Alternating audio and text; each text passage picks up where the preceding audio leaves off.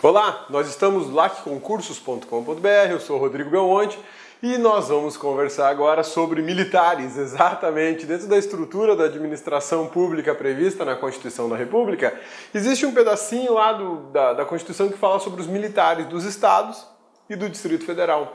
É esse o ponto da aula de hoje. Aula pequenininha, tranquila, sossegada, perto do que a gente passou por esses últimos dias aí com a administração pública e todas aquelas regras. Essa aqui é light, é aperitivo. Vamos lá? Então tá, administração pública dos militares dos estados, Distrito Federal e territórios. Aula 16. Onde é que a gente encontra essa informação na Constituição da República? Artigo 42 da Constituição Federal, nós vamos falar sobre os militares. Mas que militares são esses? Militares dos estados, exatamente. A força militar dos estados inclui Polícia Militar e Corpo de Bombeiros. Então olha só, segundo o artigo 42 da Constituição Federal, policiais militares e Corpo de Bombeiros militares são militares dos estados, DF e territórios. É interessante lembrar que eles não são considerados servidores públicos. Exatamente. Eles não são considerados servidores públicos, eles são agentes públicos, mas não servidores públicos, porque eles são militares, sujeitos a um regime jurídico diverso daquele regime jurídico aplicado aos servidores públicos civis da União, estados e municípios, né? A Polícia Militar e o Corpo de Bombeiros são instituições organizadas com base na hierarquia e na disciplina. Meu amigão, você que está aí se preparando para o concurso da Polícia Militar ou o concurso da Polícia Civil, grave esses dois princípios. Disciplina e hierarquia. Eles são a base de toda a estrutura da Polícia Militar e do Corpo de Bombeiros Militar também. Eles são a base de toda a estrutura das Forças Armadas. O regime democrático dentro da estrutura militar não é o mesmo que nós vivemos. Lá prevalece a hierarquia e a disciplina, por uma razão muito básica, né? Onde há pessoas armadas, a gente tem que ter um rigor de comportamento extremamente forte, porque senão já dá problema. Já pensou? Cidadão lá, um militar se estressa com outro armado, vai ser uma matança sem fim. Então a questão da hierarquia e disciplina são fundamentais e extremamente importantes para o regime militar. Aplicam-se aos militares dos estados, do Distrito Federal e dos territórios as seguintes disposições. E aí a gente está falando do que o militar pode, o militar da PM ou do Corpo de Bombeiros pode e o que ele não pode. Olha só, ele é alistável e é elegível. O militar, ele é alistável na Justiça Eleitoral, ele é alistável na Justiça Eleitoral, portanto ele vota, e ele também é elegível, ele pode ser votado, tá? Os militares podem se candidatar a cargos públicos, não existe problema nenhum nisso. O fato é que existem algumas regras importantes que você tem que lembrar. Quando a gente estudou sobre militares, né? Olha lá. Militares. Mais de 10 anos e menos de 10 anos, né? Os que têm menos de 10 anos, existe um afastamento definitivo. Ao passo que os militares com mais de 10 anos, eu tenho um afastamento temporário e depois um definitivo. Temporário, durante a eleição. Definitivo, vitória na eleição. Então, se ele for eleito, ele tem um afastamento definitivo das Forças Armadas, agora, ou da estrutura militar estadual. Agora, por que temporário? Se ele não foi eleito e ele conta com mais de 10 anos de serviço militar, ele volta para o cargo que ele ocupava. E ao voltar para o cargo que ele ocupava, ele retorna à atividade militar normal dele. Agora, para os que têm menos de 10 anos, aí a situação é um pouco diferente. Por quê? Porque há um afastamento definitivo, não interessa o resultado da campanha eleitoral, se ele ganhar ou perder, se ele for eleito ou não for. Ele está afastado definitivamente da corporação militar. E se ele quiser voltar à corporação militar, vai ter que fazer novo concurso público. Militares fazem concurso público também, tá? Beleza? Não esqueça dessa regrinha do alistável e elegível, né? O tempo de contribuição dos militares é diferente do tempo de contribuição dos servidores públicos civis. O regime previdenciário dos militares não é o mesmo regime previdenciário do servidor público civil, tá? Então lembre-se disso. Existe um regime previdenciário próprio militar. Não é o INSS, não é o RPPS. Outra coisa importante aplicada aos militares, olha só. Não cabe HC por conta de punições disciplinares, tá? Disposições aplicadas aos militares da União e aos militares estaduais e do Distrito Federal. Aqui vale uma dica bacana. Olha só. O que é importante a gente observar nesse momento? Militares. Eles possuem um regime jurídico diferente daquele do servidor civil. Uma das diferenças: impossibilidade de habeas corpus em caso de punição militar. Beleza? Outra situação diferente. Regime previdenciário próprio para militares. Não podem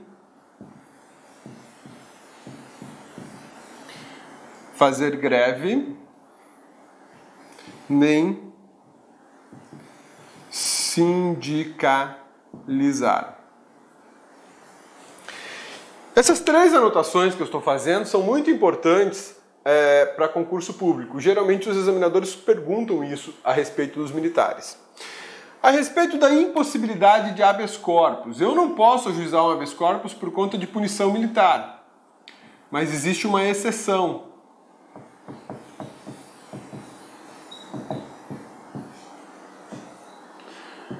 Proteção do devido processo legal.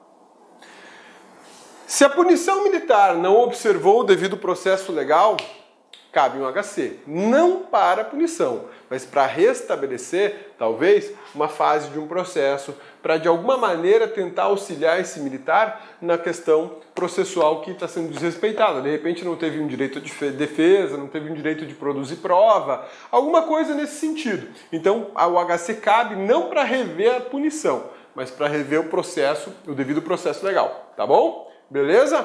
Isso aqui é muito importante a gente ter essas noções, porque cai muito em prova de concurso. E o examinador adora perguntar esses pontos que eu fiz anotação aí para vocês. Belezinha? Então vamos lá.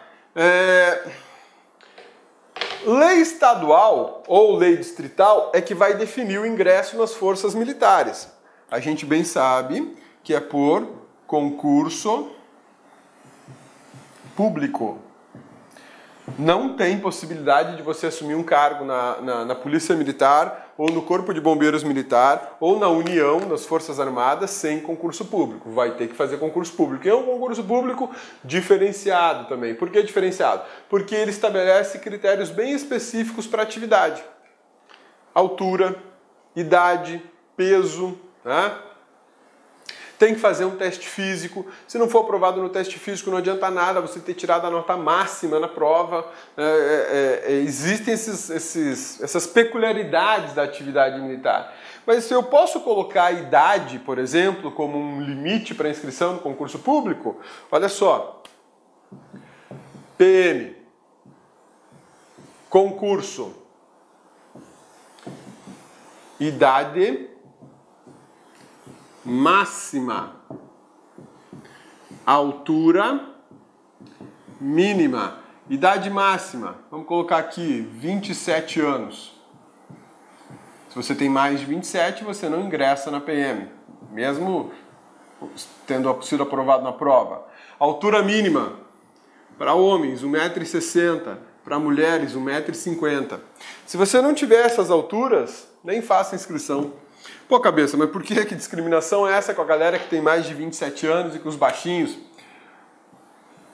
É um questionamento que eu sempre escuto dos meus alunos, né?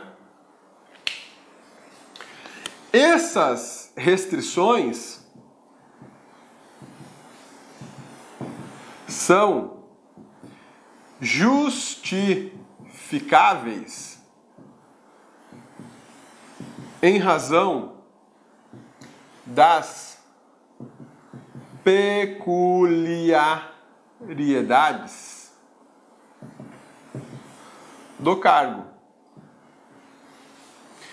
Quem admite isso é o Supremo Tribunal Federal. O STF é muito claro ao falar dessas situações. Ele entende que quando a natureza do cargo, as atividades vinculadas ao cargo, exigem determinadas condições específicas, é permitido que o administrador, que aquele que está contratando, estabeleça limites de idade, de peso, de altura, porque tem a ver com a atividade do cargo. Agora, eu não poderia impedir, por exemplo, que um candidato de 1,60 m fizesse concurso para juiz. Não tem nada a ver a altura com a atividade do cargo de juiz. Agora, para policial tem. Por quê? Porque, de repente, um cidadão que for muito baixinho, tiver uma compleição física pequena, ele não vai conseguir desempenhar a atividade de policial militar a contento. Ou de policial civil, porque também tem restrição para a polícia civil. Muitas vezes você tem que entrar em confronto, combate. Pô, você com 1,60 m vai ter que segurar um cara com 1,90 m pesando 120 quilos. Isso é complicado. E aí, por conta disso, para conter essa pessoa, você não consegue conter fisicamente, vai ter que conter, com arma de fogo. E a arma de fogo, ela só pode ser utilizada em último caso pelas polícias militares, polícias civis. Isso não é regramento nacional, isso é regramento internacional de direitos humanos. Você não pode simplesmente sacar a arma e já começar a usar. Você tem que utilizar a arma como última opção de defesa ou para garantir a segurança de outra pessoa ou a própria segurança. Então, daí a razão de você ter uma compleição física mínima. E a idade? Poxa, eu vou ter um policial militar com 45 anos. Sedentário, não faz exercício físico, né? Não tem mais aquele vigor dos 20 anos que é fundamental para a atividade militar. Tudo bem que existem caras assim de 42 que estão correndo, estão nadando, né? Tem vigor físico, né? Tem altura, mas não é o ideal. Que a vida útil de um homem ou de uma mulher na Polícia Civil vai ser diminuída. Então há uma preferência de você colocar pessoas mais jovens, até por uma outra razão. Um cara que tem 42 anos, ele já tem o caráter formado, ele já tem certas concepções, vai ser muito difícil ele aceitar aquele doutrinamento militar. Ao passo que quanto mais jovem ele for, isso é mais simples, isso é mais fácil. Isso é regra, né? Existem possibilidades de exceção, com certeza, né?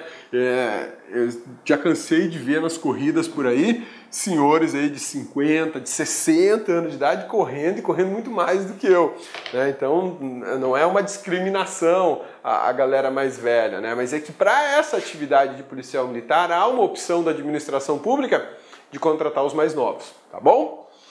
Governadores conferem patentes de oficiais. Quando um militar ele recebe a patente de oficial tenente, patente de oficial capitão, patente de oficial coronel, por aí vai. Quem vai conferir para o militar estadual? É o governador, seja do Corpo de Bombeiros, seja da polícia.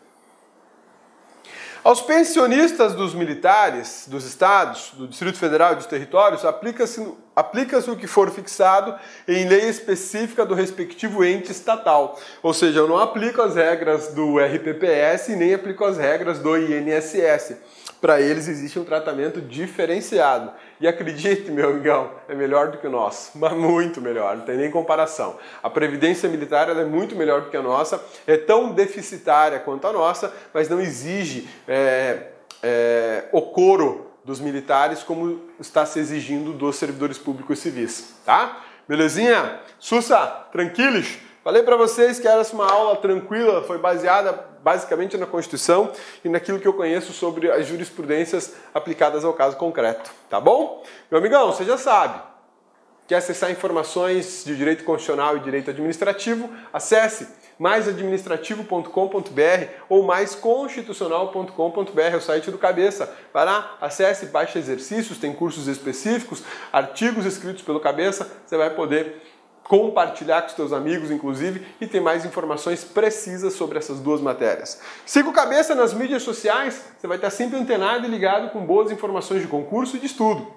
Instagram, @RodrigoABelmonte, Periscope, @RodrigoABelmonte, sem o E no final. E no Facebook, Rodrigo A. Belmonte. Você pode procurar em quaisquer dessas mídias, você vai encontrar o Cabeça lá. Uma que eu acho muito legal é essa aqui, ó, Periscope.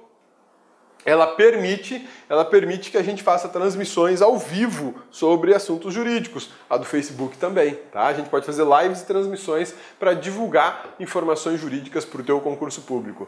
Meu amigão, Buritona, muito obrigado pela presença. Falei para você que a aula era tranquilinha e vamos para frente que a gente vai estudar agora regiões, que é outra aula bem light. Vamos lá? Clique lá